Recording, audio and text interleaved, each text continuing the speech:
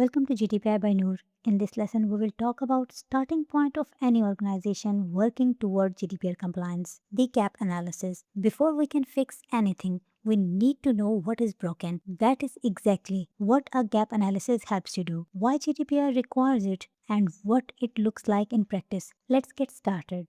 We will start with a clear definition, then move into legal reasons a gap analysis matters under GDPR. We will walk through all the areas it examines and how each one connects to your specific compliance obligations. We then cover how the process works step by step, what the finished output look like, and close with real-world examples.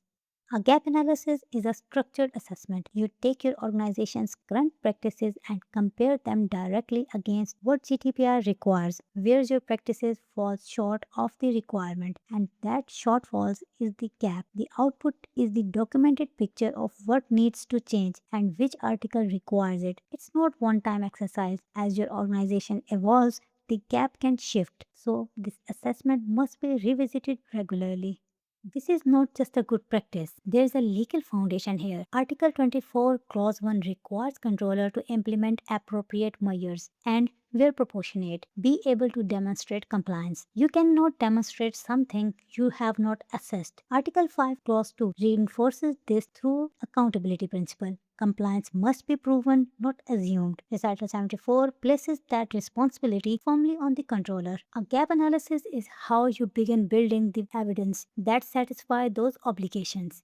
What is accountability principle? GDPR introduced a significant shift from older data protection law. Previously, organizations had to comply. Under GDPR, they also have to prove it. Article 5, Clause 2 states that the controller shall be responsible for and be able to demonstrate compliance with the Article 5, Clause 1 principles that covers lawfulness, fairness, transparency, purpose limitation, data minimization, accuracy, storage limitation, and security. A gap analysis creates the documented trail that shows regulators you took a systematic approach. Without it, you cannot know your gaps or prove you have tried to find them.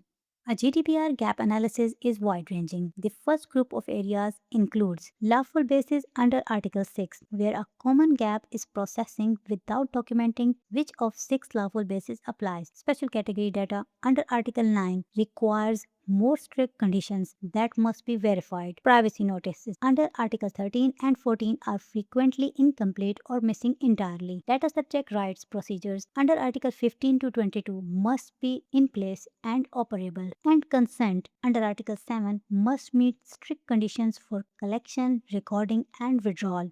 The second group focuses on operational compliance. Privacy must be built into system from the start. Under Article 25, record of processing must be maintained and kept up to date under Article 30. Breach procedures must be enable detection and notification within 72 hours under Article 33 and 34. DPIAs must be carried out before high-risk processing under Article 35. Processor contracts must meet Article 28 requirements and where processing is jointly determined. Article 26 requires a documented joint controller arrangement clearly allocating responsibilities. The third group starts with international transfer. Under Article 44 to 49, many organizations transfer data outside the EEA without realizing it. For example, through cloud software. Each transfer needs an approved safeguard. Retention policies under Article 5, Clause 1E must exist and be applied in practice. Security measures under Article 32 are assessed against the risk level of the processing. And DPO appointment under Article 37 to 39 check whether your organization meets the criteria requiring one and whether the role is properly resourced. The gap analysis process. The process runs in 5 steps. Step 1 is scoping. Define which units, systems, and data flows are included. Step 2 is data mapping.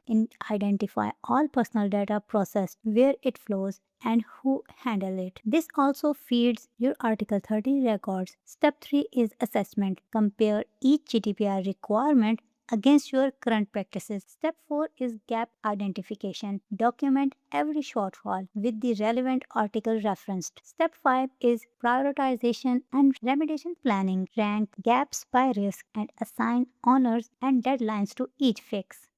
A completed gap analysis should produce 5 outputs. First, a gap report listing every finding by GDPR article. Second, a risk register ranking gaps by severity. Third, a remediation roadmap which assigned owners and target dates. Fourth, documented evidence supporting your accountability obligation. Fifth, a compliance baseline that all future audits and reviews measures progress against. Together, these documents show a supervisory authority that you assessed your position systematically and acted on what you found.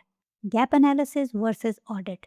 These two tools are often confused but serve different purposes. A gap analysis is diagnostic and forward looking. You use it at the start of compliance to identify what is missing and what needs to built or fixed. A compliance audit is evaluation and backward looking. It is conducted once measures are implemented and checks whether those controls are actually working as intended. The gap analysis is diagnosis and the remediation plan is the treatment and the audit is follow-up check. Both support accountability under Article 24 and reinforces the Recital 74. Data protection by design. The gap analysis connects directly to your Article 25 obligations. Article 25 requires data protection to be built into your system and processes at the time of design and maintained throughout the processing itself. The EDPB guidelines confirm this is a proactive and ongoing duty, not a reactive one. When a gap analysis reveals that a system was built without privacy consideration, that is an Article 25 failure requiring remediation. Going forward, a gap finding should also shape how new systems are designed so that the same problem do not recur.